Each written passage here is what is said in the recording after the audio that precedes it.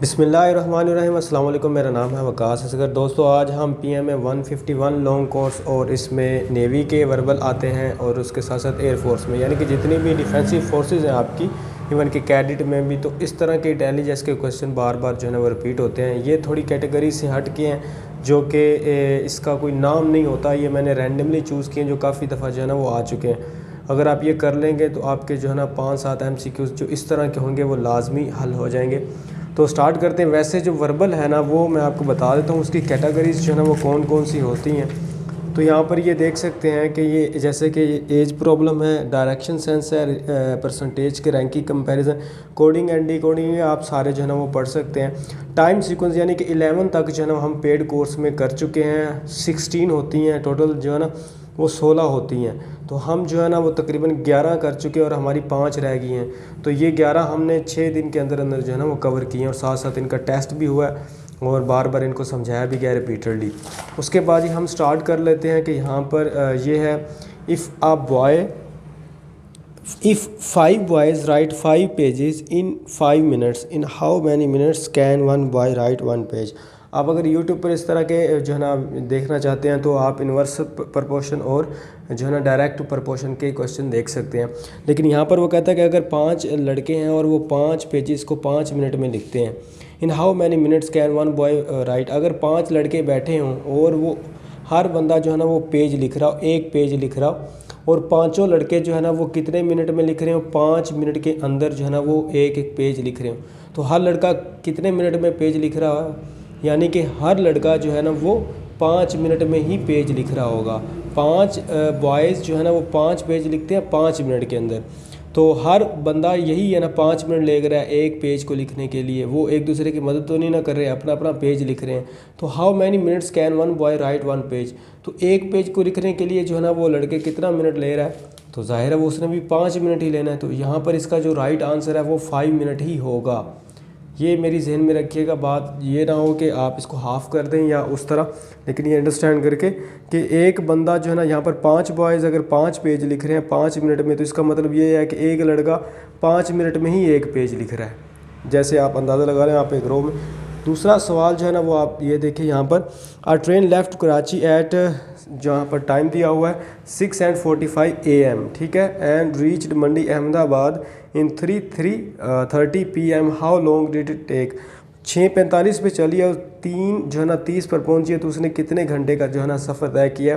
इस तरह के सवालों को करने के लिए जो मिनट होते हैं ना एंड पर, उनको आपस में आपने फिक्स कर लेना। जैसे कि 45 है, यहाँ पर 30 है, तो आप ऐसा करें कि इसमें से 15 निकाल के इसके अंदर डाल दें, तो ये हो जाएगा 7 बज जाएंगे। इस तरह ईजीली हो जाते हैं, यानी कि यहाँ पर 7 बजे हुए हैं और यहाँ पर इस वक्त कितने बचे हुए हैं, वो बजे होंगे 3:45, 3:15, क्योंकि 15 हमने निकाल कर इधर डाल दिए। तो 7 और जो है 5 कितने हो गए, 12, और 5 जो है ना 3 कितने हो गए, 8।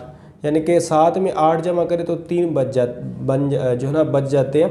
7 और 5 कितने हो जाते हैं, 12 बच जाते हैं, और हमारे पास 3 बचे। तो जो है ना हमने कितना जी, इसमें 3 और जब ऐड करेंगे तो हमारे पास आ जाएंगे 8 बच जाएंगे, और 15 मिनट ऊपर वाले रह गए हैं। तो 8 घंटे और जो है ना 15 मिनट के अंदर अंदर जो है ना हमारी ट्रेन जो है ना वो सफ़र तय करेगी। अगर नहीं मुझे लगता है ये नज़र नहीं आया था, मैं दोबारा बता देता हूँ कि जो ट्रेन है वो कराची में 6:45 पर जो है ना वो उसने लेफ़्ट किया और 3:30 पर वो पहुँच गई मंडी अहमदाबाद। तो कितने घंटे में उसने सफ़र तय किया, तो इसमें 15 मिनट निकाल कर आप 45 में डाल दें तो 7 बज जाएंगे, ठीक है। तो 7 बजे जो है ना वो 7 को ले लें, और उसके बाद जी ले लें आप यहाँ पर 3:15 को ले लें, ठीक है। तो यहाँ पर कितने घंटे का डिफरेंस है, 7 और 5 12 बज जाएंगे, और 3 8 घंटे, और ये 15 मिनट। तो 15 मिनट इस द ये राइट आंसर होगा, 8 घंटे 15 मिनट में पहुँचेगी।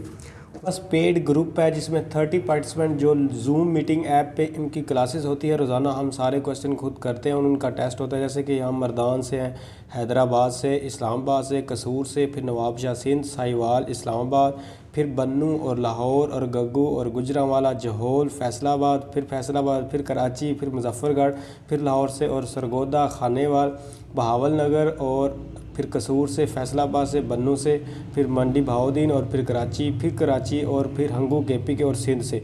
ये तमाम जो है ना ऑल ओवर पाकिस्तान से मेरे पास पढ़ रहे हैं, जो इनको मैं पढ़ाता भी हूँ और साथ साथ इनके टेस्ट भी होते हैं। मैं आपको एक और चीज़ दिखाता हूँ। तो ये हमारी जूम मीटिंग ऐप पे जो है ना वो क्लासेस होती हैं लाइव, और उसके बाद मैं उनको पढ़ाता हूँ और साथ में जो है ना वो इस तरह हम क्वेश्चन भी हल करते हैं। तो आप ज्वाइन करने के लिए नंबर शो हो रहा है, और उसको जो है ना मुझे व्हाट्सएप करें तो हमारे पेड कोर्स ज्वाइन कर लें।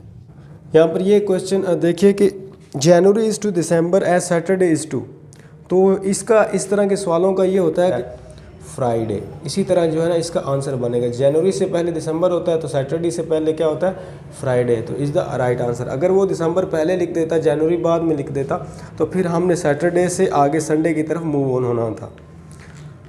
आगे वाला क्वेश्चन जो है ना वो आप देख लें कि Iqbal's father is the brother of your sister, what relation Iqbal has with you. तो यहाँ पर जो इकबाल्स फादर है ना, is the brother of your sister, यानी कि मेरी बहन का भाई है, तो मेरी बहन का भाई मेरा भी भाई हुआ, तो क्या हुआ, मेरा जो भाई है उसका जो बेटा होगा वो क्या हमारा रिलेशन होगा, नेफ्यू का। ठीक है, यहाँ पर ये सिंपल सा क्वेश्चन था, हमारा जो रिलेशन आपस में होगा वो नेफ्यू का रिलेशन होगा, क्योंकि मेरे भाई का जो बेटा है, यानी मेरे भाई का बेटा वो नेफ्यू का रिलेशन होगा। उसके बाद जी आगे ये देखें, यहाँ पर if 5 boxes of soap weight 75 kilos and box when empty weight of 3 kilo. कहता है कि 5 बॉक्सेस हैं वो साबुन के हैं और उनका जो है वज़न वो 75 किलो है, 5 टोटल का। लेकिन अगर उनका एम्प्टी वेट करें, यानी कि खाली डिब्बों का वेट करें, तो वो empty weight 3 kilo, how much is the weight of the soap, यानी कि and box when empty weight is 3 kilo. 3 kilo उनका एम्प्टी वेट है एक बॉक्स का कितना है जी, एम्प्टी जो है ना वज़न कितना है, 3 किलो। तो अगर 3 किलो एक का है तो 5 का कितना एम्प्टी जो है ना इनका वेट बनेगा, 5 3 15, तो 15 किलो तो वो उनका सिर्फ अपना अपना खाली वज़न है। तो सोप वाले वज़न से में से 75 में से जब आप 15 निकालेंगे तो क्या बनेगा, 60, तो मतलब 60 इसका राइट आंसर होगा। If 28th day of a month is Sunday then the 4th day will be. अगर जो है ना 28वां दिन मंथ का वो संडे है तो चौथा दिन कौन सा होगा। ये होते हैं जो आगे से पीछे की तरफ जाते हैं, यानी कि बड़े से छोटे की तरफ आते हैं। तो इनमें एक तो ट्रिक ये होती है कि आप जो है ना संडे मंडे लिख के उनको गिने। एक ट्रिक ये होती है कि 7 को प्लस करें कि 28 के बराबर हो जाएगा। तो अगर मैं 7 + 7 करूँ तो कितना, 7 14 और 7 21, तो 21 बना, यानी कि हर 7 दिन बाद जो है ना वो रिपीट होता है। तो 21वें दिन भी हमारे पास संडे ही आएगा।